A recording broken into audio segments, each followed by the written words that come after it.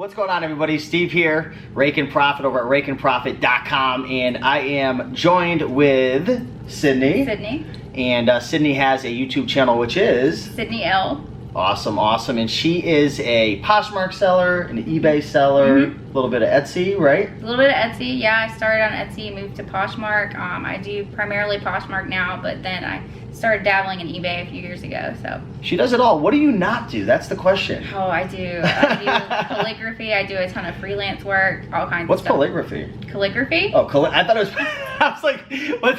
I don't even know what. Like We're keeping that in the video. We're keeping it in the video. Yes. So what is that? Like you use a pen and you like dip it in ink and. Oh, cool. It's like really, really old school. So you're like creating things. Yeah, like wedding invitations. Oh, wow. Like is that popular? Oh yeah. Oh, cool. Calligraphy, awesome. Hand lettering, all kinds of stuff. You sure it's not called calligraphy? I'm just. I don't even know what that is. Calligraphy. All right, we're leaving it in there. In this video, guys, we're going to be talking about sourcing women's clothing to sell on Poshmark. So, as you guys know, I've been selling men's clothing on eBay for years. That's how I got started. That was like the stepping stone to all the stuff I do now. But I'm really interested in your journey with selling women's clothing, and more specifically, I want to talk about how you go about sourcing your women's clothes to sell on Poshmark, because we were just talking a couple minutes ago, and you have a couple different unique ways that you find clothes. Oh yeah. One in particular, which is Plato's Closet. Yes. Talk to people about what is Plato's Closet for the folks who don't have one in their area. Plato's Closet is a little bit of a step up from a thrift store. The way it works is people bring in their items to Plato's Closet, and they have a buyer there who will go through your items while you shop, or you can come back and pick them up, and they pick out, you know, trendy things, very current styles. They're specific with what they'll take. Very specific, very in condition. picky. Yeah. Right. I've dropped stuff off before and they took like nothing. Yes. And then so they go through everything. They are very picky about what they choose, and they'll, you know, pick your items, and they will give you cash for your items. So, you know, it's a little bit of a step up from a thrift store, because they're inspecting their items and they're really being picky about it. So you don't have to so much as go through everything like you have to at a regular thrift store. It's not a bunch of junk. Right, yeah. Yeah. Because at a thrift store, it's like you're looking for that treasure mixed in between all the trash. Right, so it's more like a consignment style. The trade-off is you are going to pay a little bit more. You are, yes. To source, unless you go on, you were talking about the fill a bag deal? Yeah, they have, they'll do their clearance specials. My Plato's Closet does the fill a bag sale, where, you know, you bring your own bag and they'll do like 90% off everything you can fit in the bag. I know some of them do a little bit different sales. They'll do like fill a bag for $20 and they give you a bag. So it's definitely going to vary based on your store. So you sell women's clothing on Poshmark. What percentage of your Poshmark sales are from women's clothing, would you say? Just guessing. At least 80%. So that's like the majority of your store. So you're heavy into women's clothing. Obviously, you've got to source these clothes to then list on Poshmark. Right. What percentage of your clothes is coming from Plato's Closet versus some of the other places we're going to talk about? I would say it's about, you know, 50-50. Wow, I didn't expect that much. Because I try to pop into Plato's Closet every once in a while just to see, you know, because they'll take designer stuff. Because people are more likely to take their designer stuff to Plato's Closet because they can get cash for it versus just giving it to Goodwill or a thrift store. And just getting a tax write-off or whatever. Absolutely. Cool. So 50% from Plato's. What else can we talk about with Plato's Closet before we move on to like thrift stores and stuff? What advice would you give to people who are, you know, maybe they don't have a lot of thrift stores in their area, which we're going to talk about next, but they have a couple Plato's.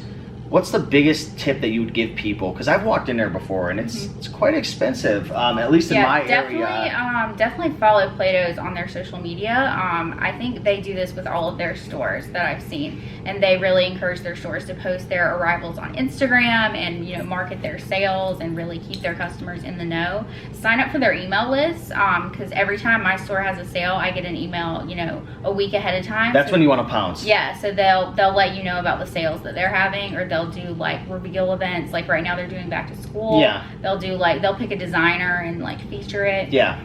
Cool.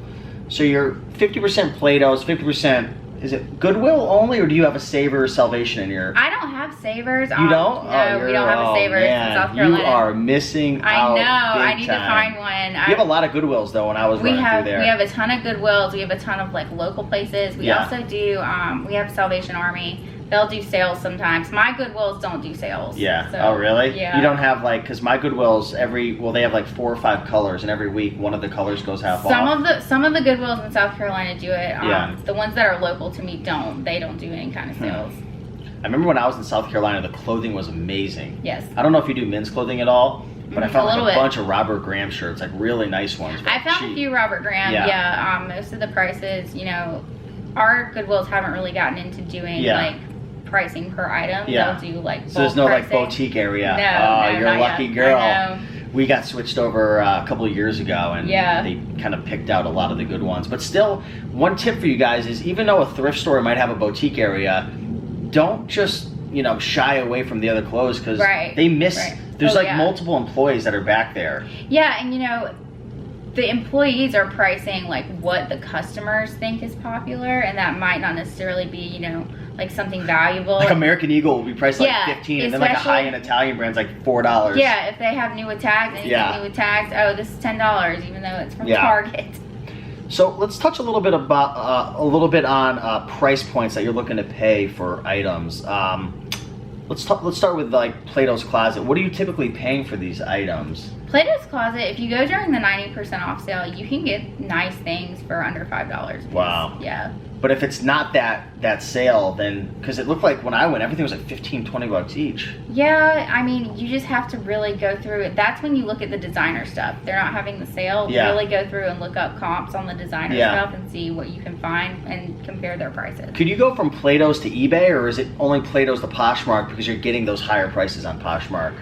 You can do some stuff on eBay. I would say the higher end brands, you know, could definitely go on eBay. I try to put those on Poshmark first just to see. So, because I can usually get more for them on Poshmark. How cheap are your clothes in South Carolina at thrift stores? Usually around $3 to $4. Ooh, that is, I haven't seen prices like that in Connecticut in 2 to 3 years. I mean, if you go to Salvation Army, my Salvation Army does sales. So they'll do, you know, like a tag sale, and it'll be, you know, this color tag is 99 cents. Yeah. You ever fill a bag sale at Salvation Army? No, they've never done that. We used to have that before. We used to have like 4 Salvation Armies in my area, and they all closed down. Oh, wow. And then they all combined into one. Oh, gosh. Yeah.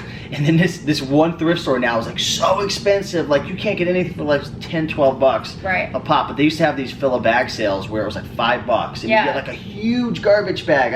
I would honestly, I could fit like 50 blazers in it. And some of my local thrift stores will do that. If you know, go in on the right day, they'll be having bag sales. That's definitely a great way to source. If you can find a store doing a bag sale, go. You are speaking my language. Yes, it's my favorite. What's your process for inspecting your clothing items? Like, if you're at Plato's, obviously if you're at Plato's, you probably don't have to inspect as hard as Goodwill, I would assume, but it sounds like I'm wrong. I mean, I have seen things at Plato's, because a lot of the things at Plato's are trendier things, and you know, it'll be like really thin material, or if you have something like silk, you know, even though it's at Plato's, the people at Plato's still miss things. So you still try to, you know, look at it in the store as much as you can. Whenever I get it home from the store, I'll, you know, go through and process and, you know, take everything out of the bag, lay it out, hang it up, whatever you need to do. And then, so, you know, by the time I'm actually listing the item, I've usually looked at it at least multiple times, because, you know, I'll take everything out, I'll hang it up, I'll steam it, you know, make sure it's good. Oh, so you steam all your items? I do. You wash them? I don't wash them. I steam. Neither do I. I'll wash them if they need, like, I try not to buy things if it looks like it needs to be washed. Cigarette smell, odd. Yeah, and Plato's Closet does the same thing. That's where I got that from. Because they'll tell you if you take items in to sell and they're dirty, or they look like they need to be washed, they'll tell you to take them home and wash them, and they won't buy them. Interesting.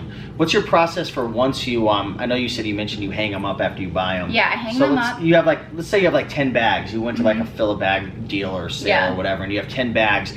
When you get home, say you get home at 6 o'clock at night, are you throwing them in your work area and then waking up the next morning and processing it, and now they're all wrinkly, or do you immediately start steaming them?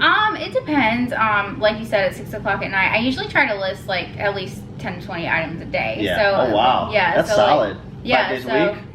I try to, like, as much as I can. You know, I do everything myself, so I'm sourcing and listing at the same time. Okay. So, you know, I try to get as much done as I can. Sure. But I try to at least hang them up so that they're not just like sitting and getting, you know, all wrinkled up. You ever in make the bag. mistake of just like, there was times in the past where I would go to, I know you don't have Savers in your area, Right. but we used to have 50% off sale. Well, we still do, but when I was a full-time clothing seller, I would literally spend like $1,200 in a day and buy like gosh. a million clothing items.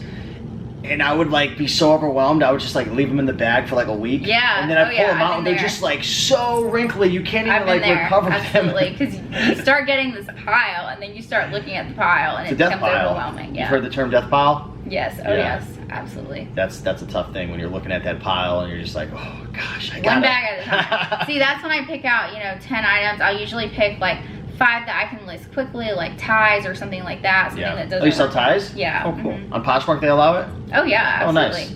Cool. Yeah, Poshmark just recently got into men's items, which is Yeah. good. They're expanding out. Oh yeah, Yeah. absolutely. They got in because it used to be just women's. Hmm. Now they've expanded into men's and kids. Last question I have for this video, for the people who are watching and they're getting excited about Poshmark and going out sourcing, what would you say is the number one biggest mistake that maybe you've made in the past sourcing, or you see new Poshmark sellers making? Is there anything that kind of stands out, like a big mistake to avoid? Just look up what you're sourcing. 'Cause- Research. Yeah, definitely do your research. Especially because you can see during the Posh parties they'll have a list of brands for those parties, and so that's what I try to look for. What does that mean? A list of? Like they'll do like a themed party, and so Oh, the first I party of the see. day always has like brands in them. Oh, got it. So you can look at those and really like focus on maybe the higher end brands. Like Got it. that's why I like Plato's Closet, because they really focus on higher end and trendy stuff. Sure.